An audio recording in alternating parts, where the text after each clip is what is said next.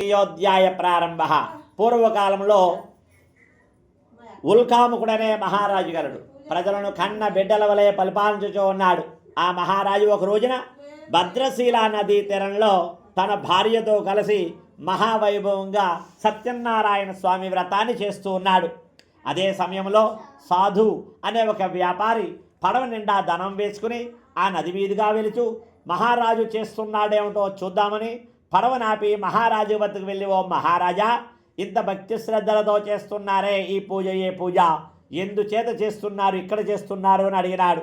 అంతటా ఆ షావుకారుతో మహారాజు అంటున్నాడు, ఈ షావుకారు, ఇది సత్యనారాయణ స్వామి వ్రతము. నాకా ధనం ఉన్నది, రాజ్యం ఉన్నది, కానీ సంతానము లేదు. సంతానము కోరి ఇక్కడ నిర్మలంగా ఉంటుంది కదా అని ఈ నదీ ప్రదేశంలో చేస్తున్నాను అని వ్రత విధానమంతా చెప్పి ప్రసాదాన్ని ఇచ్చాడు. ప్రసాదం తీసుకుంటూ ఆ షావుకారు అంటున్నాడు, మహారాజా, నాకు కూడా సంతానం లేదు, నాకు సంతానం కలిగించో తప్పకుండా వ్రతం చేస్తాను అని సంకల్పించుకుని ఆ ప్రసాదాన్ని పట్టుకుని తన ఇంటికి వెళ్ళిపోయాడు. తన ఇంటికి వెళ్ళి తన భార్య అయిన లీలావతితో జరిగిన వృత్తాంతమంతా చెప్పాడు. ఒక మహారాజు సంతానాన్ని కోరి సత్యనారాయణ స్వామి వ్రతం చేస్తున్నాడు, మనకు కూడా సంతానం లేదు కదా, మనకు సంతానం కలిగించో తప్పకుండా వ్రతం చేద్దాం అని దంపతి సమేతంగా ప్రతిజ్ఞ దాల్చాడు. సత్యనారాయణ స్వామి వ్రతం ప్రసాదాన్ని మహారాజు ఇచ్చిన ప్రసాదం తన భార్య అయిన లీలావతికి ఇచ్చాడు. లీలావతి ప్రసాదం తిన్నది. ప్రసాదం తిన్న వేళ విశేషం వల్ల, సత్యనారాయణ స్వామి అనుగ్రహం వల్ల లీలావతి గర్భం ధరించి 10వ మాసమున చక్కనైన ఆడపిల్లను గన్నది. ఆ చిన్నది శుక్లపక్ష రీతిలో వృద్ధి చెందుతున్నది. ఆమెకు బారసాల మహత్యమందు కళావతి అని పేరు పెట్టారు.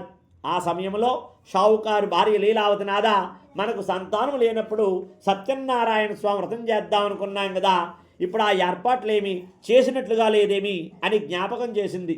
అంతటి షావుకారు అంటున్నాడు, ప్రియురాల, మున్ముందు అమ్మాయికి వివాహం చేయాలి.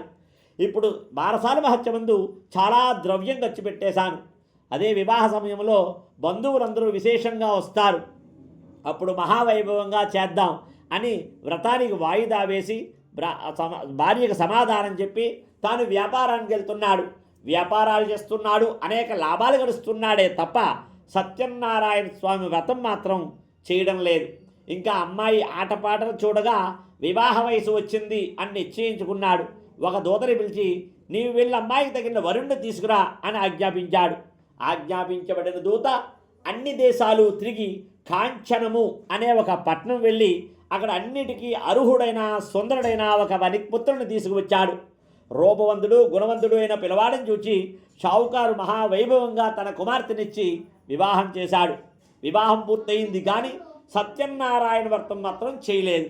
బారసాల మహత్యంతో జ్ఞాపకం చేసింది కానీ రాను రాను ఆమె కూడా మర్చిపోయింది.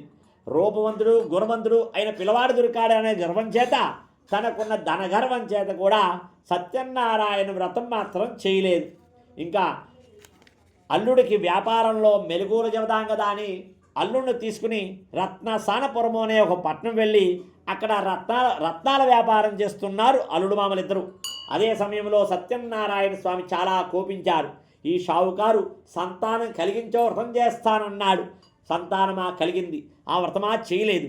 తిరిగి వివాహ కాలంలోనన్నాడు, వివాహం పూర్తయింది కానీ ఇప్పుడు వ్యాపార కాలం వచ్చినా నన్ను కానీ నా పేరు కానీ నా వ్రతం చేయాలని తలంపు కానీ వీరెవరికీ లేకుండా పోయింది. కావున దారుణమగు కఠినమగు గొప్ప దుఃఖం కలుగుగాక అని శాపమిచ్చాడు. శాప ప్రభావం తెలియని ఆ షావుకారులిద్దరూ ఆదమరిచి నిద్రపోతూ ఉన్నారు. అదే సమయంలో మహారాజు గారి ధనాగారమందు 2 మాయ దొంగలు ప్రవేశించి ధనమంతా దొంగలించి ఈ షావుకారులు ఎక్కడైతే నిద్రపోతున్నారో అక్కడ తీసుకొచ్చి ఆ ధనమంతా పడేసి మాయమైపోయారు మాయ దొంగలు. వెంబడించి వస్తున్న రాజభటులు వారి దగ్గర ఉన్న ధనాన్ని చూచారు. వీరే దొంగలని భావించారు. ధనముతో సమేతంగా మహారాజు వద్ద తీసుకెళ్లి, మహారాజా, ధనముతో సమేతంగా చోరులను తీసుకువచ్చాము, అనుజ్ఞ దయచేయండి అంటున్నారు. అంతటా మహారాజు న్యాయాన్యాయ విచక్షణేమీ చూడకుండా ధనమంతా తీసుకెళ్లి ధనాగారంలో పెట్టండి, ఈ ఇద్దరిని తీసుకెళ్లి ఖైదులో పెట్టండి అని ఆజ్ఞాపించారు. అంతటా షావుకారులు మహారాజుతో, మహారాజా, మేము షావుకారులు, మేము దొంగలము కాము అన్ని ఎన్ని విధాలుగా చెబుతున్నప్పటికీ కూడా సత్యనారాయణ స్వామి మాయ వల్ల వారు చెబుతున్న మాటలు మహారాజు చెవికి పట్టడం లేదు. వారిద్దరూ ఖైదులో బాధపడుతున్నారు. ఇంకా ఇంటి దగ్గర లీలావతి కళావతి ఇల్లంతా దొంగలించబడి తినడానికి తిండి లేక కట్టుకోవడానికి బట్టలేక ఏ పని చేతకాక అదే గ్రామంలో భిక్షాటనికే వెళ్తున్నారు లీలావతి కళావతి. లీలావతికి మనోవిధులు పెరిగి మంచం పట్టింది. కళావతి ఒకతే భిక్షాటనికే వెళ్ళింది. ఒక రోజున ఎంత తిరిగినా భిక్ష లభించలేదు. తిరిగి వస్తున్న సమయంలో సాయంకాల భాగమున ఒక బ్రాహ్మణ గృహమందు సత్యనారాయణ స్వామి వ్రతం చేస్తున్నారు. చివరి వరకు ఉంటే ప్రసాదమైనా పెడతారు కదా అని చివరి వరకు కూర్చుని ఉన్నది. అందరికీ ప్రసాదం పెడుతూ అందరితో పాటుగా అమ్మాయికి కూడా ప్రసాదం పెట్టారు బ్రాహ్మణ దంపతులు.